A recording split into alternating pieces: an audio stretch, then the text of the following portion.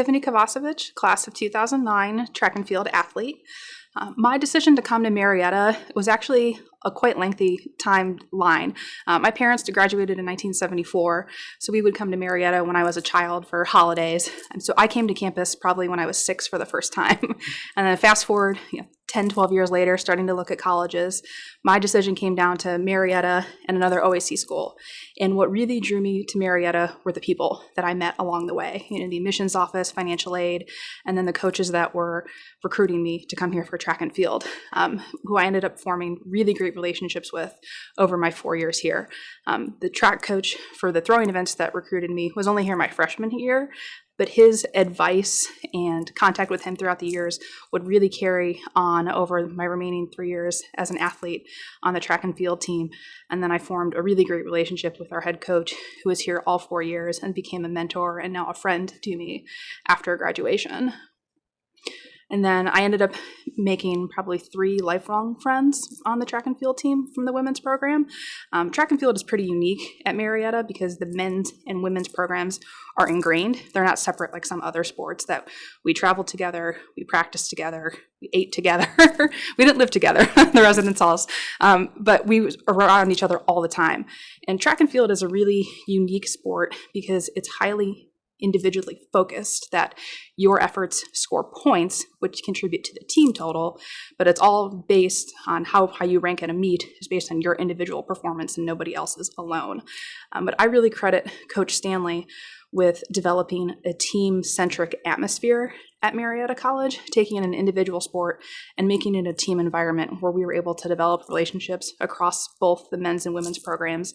And it resulted, my 3 closest friends from my time at Marietta were Alicia, Jesse, and Sheena, who were here various years. They either came in later, left the college early, but formed lifelong bonds with them where I've been at weddings and births of children and just other, milestone events throughout the course of our lives. So my time at Marietta, I ended up changing my major my first semester, going from a major and a minor and a certificate to a double major and a minor. And what really drew me to that path was the relationships that I formed with the professors my very first semester. I had majors in 2 separate academic departments, and almost all the professors knew my name by the end of the first semester, if not the end of my first year as a freshman at the school, which you don't get that everywhere. They don't know your professors by your first name. Some classes, you're just a number on a roster, with a syllabus attached to it.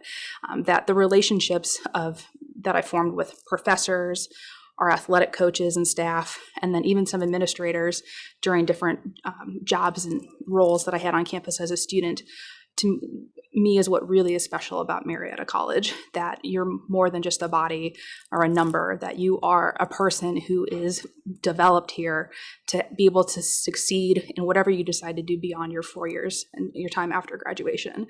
And I know that the liberal arts focus of Marietta College's academic curriculum was essential in my career path, that I've moved in and out of different industries, and that foundation served me well during my early career, and then going back for my master's degree at another liberal arts school, because I love the foundation of that type of academic curriculum so much that even though my one major was advertising, I work in finance now.